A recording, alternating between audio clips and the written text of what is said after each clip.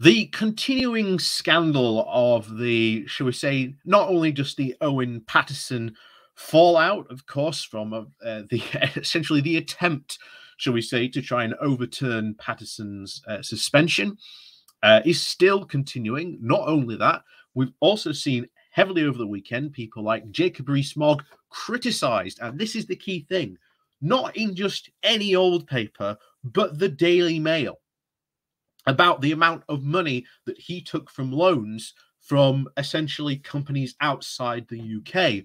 This corruption scandal is very quickly turning into an avalanche. We've already heard reports now that MPs are back at the moment in Westminster that there are plots afoot. People already saying that they are not happy and that they want to replace, Boris Johnson. As always, names being floated about heavily Rishi Sunak. We don't know what could happen there. This could very well be the beginning of the end. But as they say, a week can be a very long time in Parliament. However, we also got news this weekend that Gina Miller, who wrote this article for The Guardian here, we'll go through that in a moment, she's decided to start her own party. Now, good for her for starting her own party, but I've said this before, starting a new party on this, it's not going to work. I appreciate her understanding and her willingness for wanting to do this, but I do not think this is how you really change MPs' standards, by creating a new party. Because here's the thing, I've said this before, if you really, really want to change this country, you have to get into the Labour Party.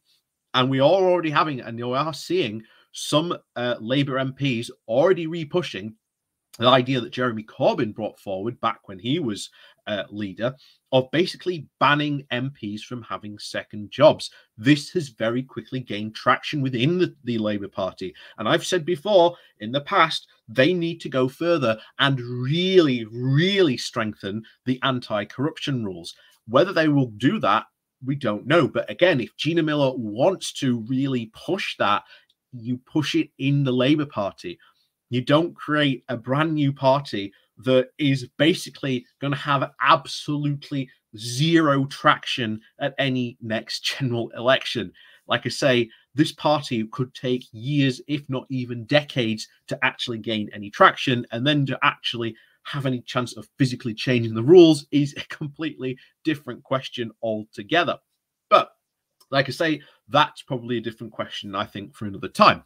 But we're going to jump into this article about how she wants to essentially clean up Parliament. And I do agree with her on some of these points. So before we do jump into that, please remember to hit that like, share, and subscribe button. And also down below, there are links to my Patreon page and a one-off donation link called Buy Me Coffee, where you can, well, buy me coffee. And as always, thank you very much to all those people who do watch and support the channel.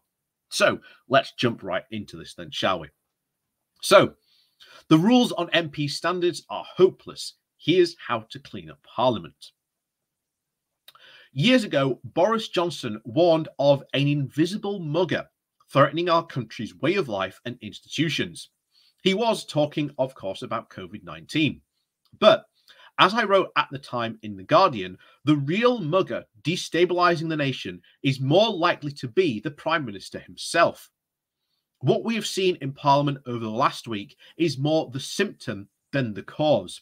It's clear that the Prime Minister, who lacks integrity or even conviction while possessing a large parliamentary majority, will always be tempted to test our very fragile, outdated democratic machinery of government to its limits.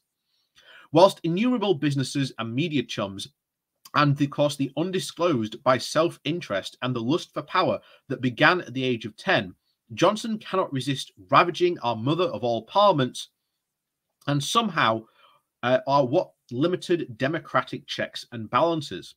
However, despite my expectations, I must confess that I am being astonished at the depth and spread of the wholesale nature of this mugging. What makes me think is that there is even worse to come. And I agree with her. I think what we are going to see here is just scandals and scandals play out again and again. You may remember back when the Tories first came in 2019, a hashtag started circulating very, very early on called hashtags Tory scandals yet to come. And these were journalists and, who were basically investigating all these Tory scandals and corruptions that they knew were coming and that they were trying to warn people of at the time.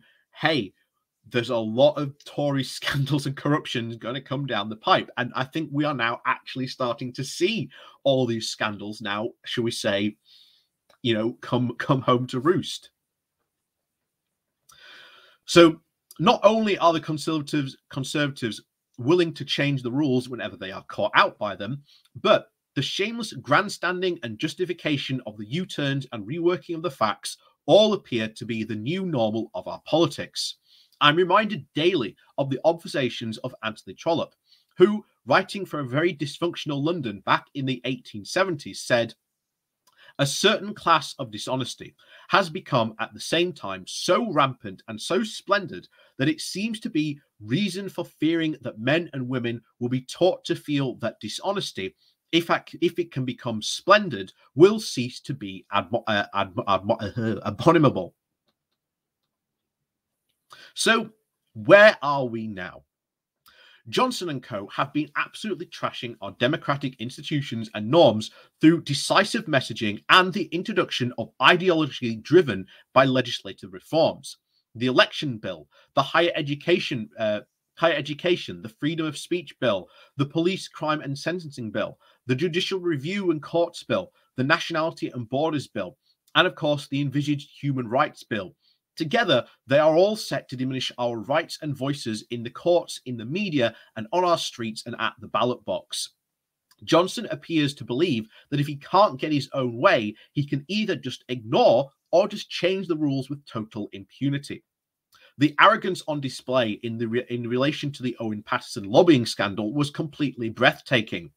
One can only summarize how refusing to back Geoffrey Cox in order to deflect from his very own questionable behavior and save his own skin.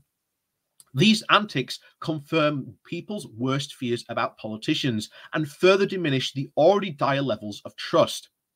Recklessly damaging people's belief in our institutions of parliaments and in democracy. These may not be perfect, but we have a representative democracy, and it better serves the people to defend, improve, and strengthen it. Of course, it is naive to believe that people in public office will naturally behave with honour, or even the principles of codes are just enough. During the spring, no fewer than 11 ministers were reportedly to have broken the ministerial code and should, by rights, have resigned. But the kind of honour and principles and integrity that saw MPs resign with varying levels of pressure in the past are now absolutely extinct. However, the outrage we are about the very dubious behaviour of politicians such as Cox, who appears not to have only just broken the rules, as he says, the chief whip, according to him, to the Caribbean, while the Commons sat. Many of them get away with this because the rules are just so weak. It was only a matter of time before someone exploited our unwritten constitution. And after parliamentary expenses scandal was exposed back in 2009, there was a general agreement among the main political parties that our politics needed to be fixed. There was a real attempt to actually empower voters by allowing the recall of MPs. But absurdly, it was ultimately up to MPs themselves to decide how long erring members could actually be suspended. And worse, in terms of the members of the cabinet. It is up to the Prime Minister who has the final say over whether behaviour is unacceptable. In May, Johnson claimed that people just didn't care if a Tory donor was asked to pay for a nanny for the Prime Minister's baby son. But the reality is we do care.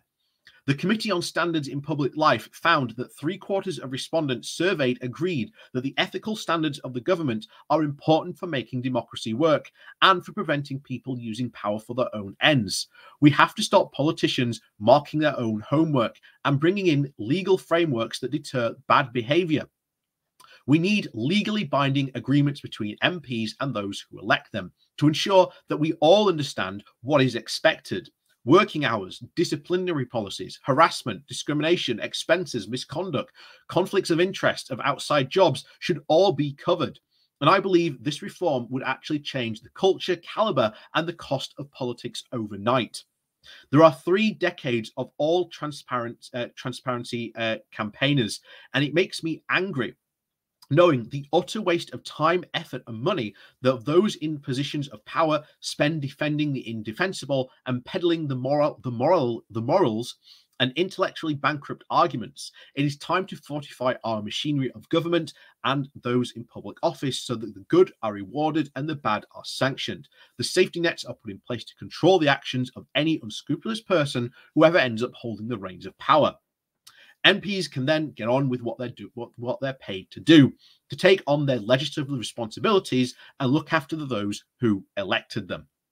And I agree there, obviously, with a lot of Gina Miller said, but it's all about strengthening the rules. And when it comes to that, it's the pressure, and it has to be a very sustained public campaign of pressure. We saw this back in the expenses scandal. Yes, the expenses scandal ran on. I think it was almost half a year in terms of coverage that it actually got in the papers.